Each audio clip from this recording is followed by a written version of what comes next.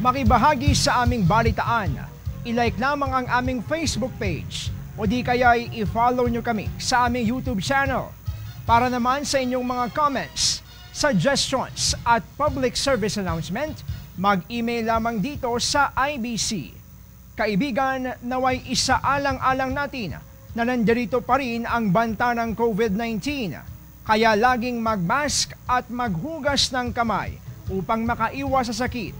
Maging katuwang sana ang bawat isa sa atin para masugpo ang pandemya. At yan ang mga makabuluhang balitang aming nakalap. Muli kaming magbabalik bukas. Maraming salamat, Pilipinas.